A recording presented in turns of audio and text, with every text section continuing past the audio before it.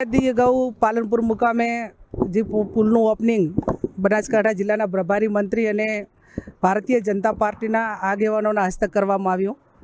આ પુલની ઘટના ઉત્તર ગુજરાતને સમગ્ર ગુજરાત જાણે છે કે જ્યારે બનાવ્યો અને દેશના વડાપ્રધાન અંબાજી આવવાના હતા અને ત્યાંથી ઓપનિંગ કરવાના હતા।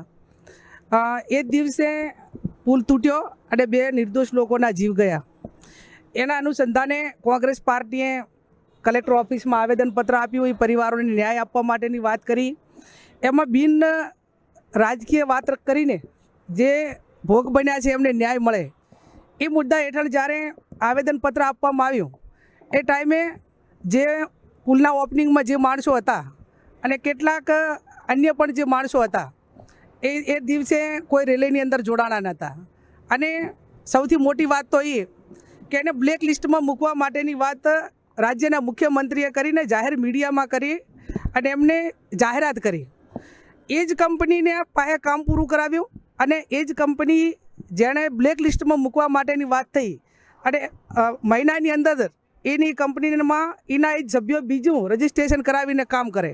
એટલે વાત એટલી જ છે કે પુલની વાત હોય, ભ્રષ્ટાચારમાં ગ્રીનિસ બુકમાં નામ લખાવવું હોય તો ભારતીય જનતા પાર્ટી અને એની આજુબાજુથી સંકળાયેલા લોકોનું આવે। કોઈ ડિપાર્ટમેન્ટ એવો નથી કે જે ભ્રષ્ટાચાર મુક્ત હોય નાનેથી કરીને મોટું। ત્યારે ગુજરાતના ગરીબોના ટેક્સના કરોડો રૂપિયા જ્યારે ગામથી ગામને જોડતો રસ્તો 2 કિલોમીટરનો માગે તો કોઈ ધારાસભ્યો કે ગામના લોકો તો 2 કિલોમીટરનો રોડ નથી મળતો અને પુલની પાછળ લાખો કરોડો રૂપિયાના ખર્ચા કરવામાં આવે। સિટી હોય, ટ્રાફિકની સમસ્યા હોય, કરવો પડે, એમાં અમારી કોંગ્રેસ પાર્ટીનો વિચાર એમાં આ જ હોય, પણ જે ક્વોલિટીવાળું કામ હોવું જોઈએ। આજે આ તો અંગ્રેજો કરતાં પણ બહેતર કહેવાય। અંગ્રેજોએ જે બાંધકામ કર્યા છે એ આજે પણ એનું પ્રમાણપત્ર કે એનું તમે ક્વોલિટી જુઓ તો આપણને એમ મળે કે ભલે આપણા દેશની અંદર એ લોકોએ રાજ કર્યું પણ જે કામ કર્યું ક્વોલિટીવાળું કર્યું છે। ત્યારે આ વર્તમાન અંગ્રેજો એ ભ્રષ્ટાચારથી ખદમદી હેડ્યા છે। એમના લોકોના જીવ હાથે એમને કોઈ મતલબ નથી।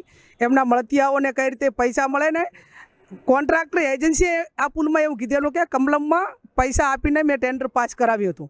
આવી ઓપન વાતો થતી હોય છતાં પણ એ એજન્સી પાછળ કોઈ પગલાં લેવાના ન હોય એટલે એક જિલ્લાના સંસદ તરીકે દુઃખની લાગણી અનુભવું છું। તે 2 માણસોના જીવ એડવાન્સમાં ગયા, ઓપનિંગના દિવસે એક્સિડન્ટ થયો, એટલે એ પુલ એ લોકોના સુખાકારી માટે કેટલો નીવડે એ આવનાર સમયમાં જોવાનું જો આપણે।